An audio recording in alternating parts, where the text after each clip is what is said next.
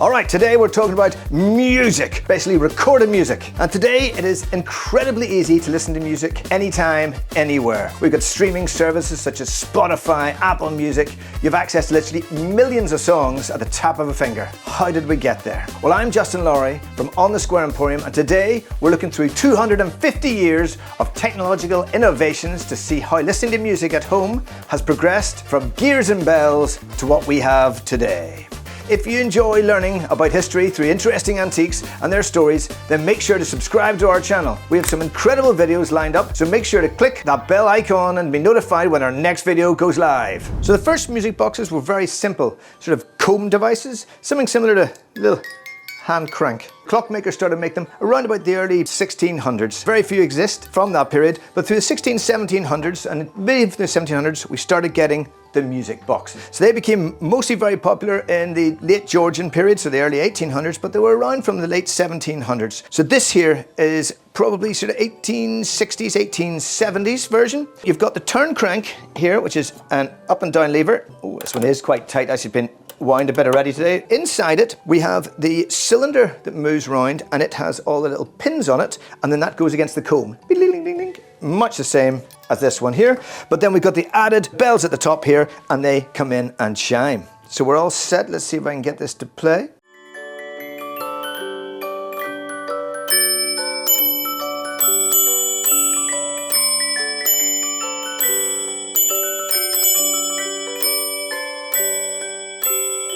So because there's no rewind or stop or pause, when you hit stop, it will stop at the end of the song. So then it's now set up for the next song. This here has 1, 2, 3, 4, 5, 6, 7, 8 songs on it. So this essentially was the height of home stereo from about 1780 through to about 1880s. What you could do is you could get new cylinders. They were very, very expensive. So the average house maybe would only have one machine with one cylinder in, playing 8 or 12 or maybe 16 songs. Some people maybe would have a couple of boxes or would have a cylinder that could be changed. But really it was what came with the box is what you got, so that is it. But at that time, this was revolutionary, this was fantastic. People would come all around, sit around, and this would be party central, this magical music box. Most of them were, in the end, were called the Polyphone. The Polyphone, one of the companies that made it, and we'll come back to them later because Polyphone became a big company in the 1870s. Now let's move on. Okay, so next we'll get through to the late Victorian period, 1870s, and this bad boy came in. This is the Polyphone. Plays these big metal discs. We've got a selection of them here. So these were the first sort of things that came with interchangeable songs. So it's a metal disc that's punched. The back of it here is a bit like the pins in the first music box. The pins are pushed through the back, and that hits a pin plinky plinky underneath. So it worked much the same way. We had the crank handle here. We'll crank her up, and then we pull out the stop and hit her on play.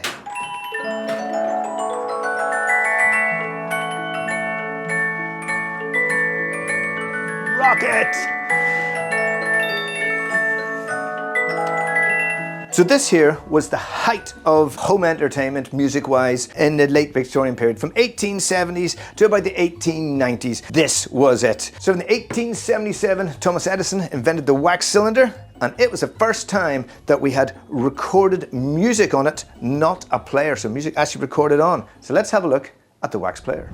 So Edison invented the wax cylinder in 1877, but it took another 10 years for it really to take off. So the wax cylinder was a revolution.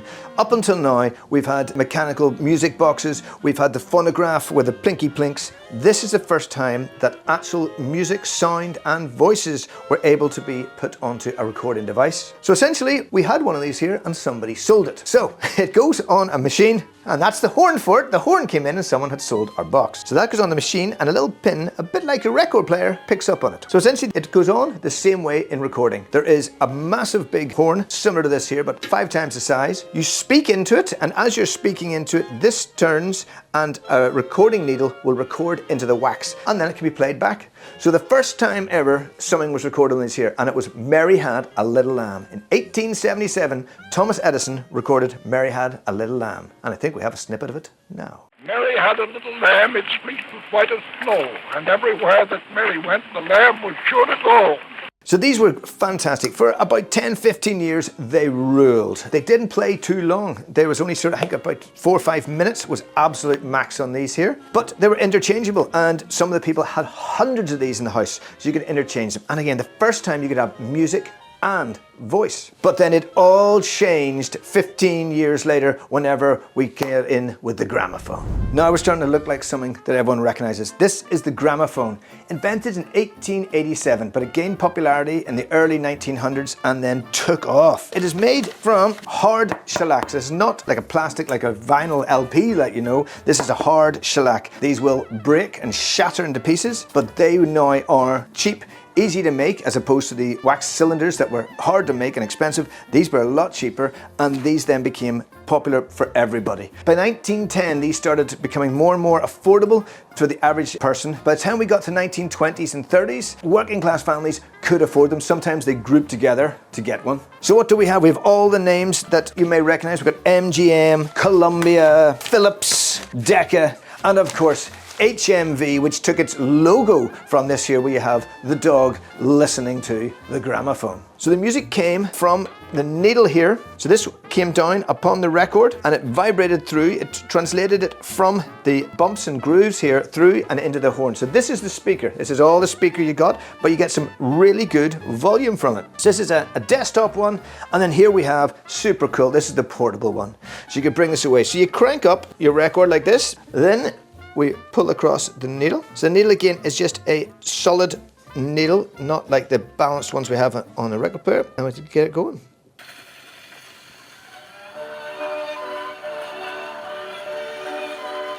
Perfect. Now we had a bit of control with this here, with the slow. And then we can speed it up. Oh, no, he's got slower. Needs more crank, more crank. So all the way through 1900, 1910, 1920s and 30s, this was the way forward. There was jazz, swing, classical, plays, anything you could imagine, you could get on the gramophone records. But then the long play came.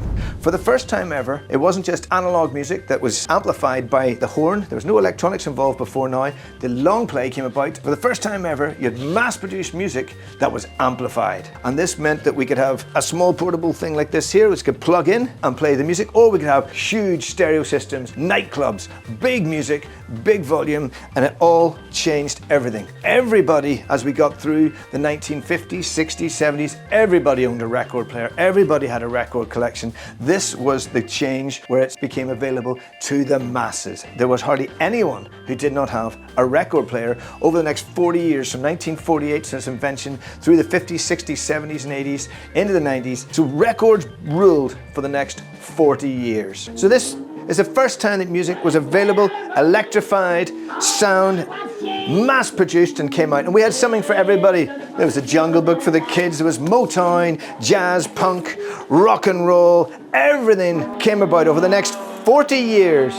So one of my favorite things, one of the things that a lot of people younger than a certain age never knew about, is you could stack your LPs. This is a long lost art. So in a device like this here, you can put one LP or one single on top of another. You can mix a bit of Motown with a bit of Sinatra, with a bit of Louis Armstrong, with a bit of Jungle Book, and really mix it up there, and you put them all on top, move the arm across. For all the young people out there going, I have a record player, I never knew I could do that. This was cool. This is how we used to listen to music. Then you just stick her down in auto and she'll stop, and the first one will drop. It'll play. Whenever that record is finished, the second one drops. So essentially you can have, I don't know what, an hour or two of music playing off your record player. This was cool. This is before CD changers and all the funky stuff. This is how we used to listen to music back in the day. The standard records were 33. They played at 33 speed. Then you had the singles or 45s. Singles became hugely popular, and that's where you had the singles charts. The singles charts were based around how many of these actually sold. Actual singles actually sold. Right, so that brings us to the end of the vinyl. We're now going to look at another big form that came about, the tape, the magnetic tape. But when did the tape come around? Magnetic tape and cassette was invented in 1928. It was made in Germany and it was heavily enhanced in World War II. But it didn't start to be used at home until about the 1950s, 60s. The first thing that came in was the reel-to-reel player. This was ultra cool. Took off in the 1960s and became hugely popular in the 1970s, though very, very expensive. This is the first sort of format that came and people could actually edit and slice their own stuff. This is like home editing. And also there was home recording. So the tape became the first time people at home could actually record. These sort of devices were very expensive and were nowhere near as popular as what came later, which was the tape cassettes. They came in a range of difference from 1960s, 70s, and to the sort of thing that anyone around in the 70s and 80s would recognize this here. So the home MIDI system that came with your tape, which for you younger viewers who have never seen this before, you put your tape into there, closed it down, press play. And for the first time ever, as I said, this was something that at home you could record. We used to record the radio, we used to make our own mixtapes. This is what music was, making your own mixtapes where you would sit and record things. You used to wait for the top of the pops or whatever it was, and you'd literally record the radio, record the songs, and that's how you got things before they even hit the shops. You'd record your music, and people used to make up their own recordings. So you got one of these here, a blank recording cassette, and you can make up your own. You get portable ones. This was an office portable one, brought you in the 1980s, the big boom boxes, but tapes suddenly became a lot more portable. Tapes made it you could walk outside, you weren't carrying vinyl that could get scratched, you were just carrying a nice tape in a case and you could bring it anywhere with you, from this here to the big boom boxes. It was fantastic. Tapes meant that we could go to the car. So tape started off in the car as the 8-track, a sealed cassette that went in, and it had 8 tracks, funnily enough. And it was a continuous loop. So it played the 8 tracks and then it played them again and then it played them again. Didn't need to rewind or flip sides like the tape. Mid-1970s, the tapes took over in the cars and we were able to play music. Now this suddenly meant that you could rock in your car. You pushed it in, listen to it. At the start you had to eject, turn it over and put it in. And then later on they had the automatic reversing, so it came to the end and it would flip it over to the other side. Where the record was revolutionary in the house. The first time we had electronic, we had amplification, we had something that was mass portable, cheap enough for general public to use. Then tapes suddenly got it out on the street, out in your car, anywhere. You could just carry these and play them. So apart from a few random bits of recordable music that came about, there was the Laserdisc, the mini disc and the data cassette. They only lasted a couple of years, they're not worth getting into. So the next big thing that came about was the compact disc. So the compact disc was invented by Philips in 1979, and this was a new revolution. It's the first digital music format widely available to the public. So in this here you could randomly access the tracks, you could skip ahead. It played using a laser beam with no physical contact like needles or tape heads. The first commercial CD was released by Billy Joel, 52nd Street in 1982. It's the first time music was truly digital and electronic, end to end. No more hiss or wear on the playback, just clean, consistent sound. This set the stage for the digital revolution in music. Okay, it's been a great journey all the way through the history of recorded music. So if you enjoyed this journey through the music history, don't forget to like this video, subscribe to On the Square Emporium, and click the bell icon and never miss another story. Let us know in the comments what your first music player was. Did you grow up with records, tapes, or maybe even mini discs? Or was it something we've missed? Thanks for watching, and I'll see you at the next one.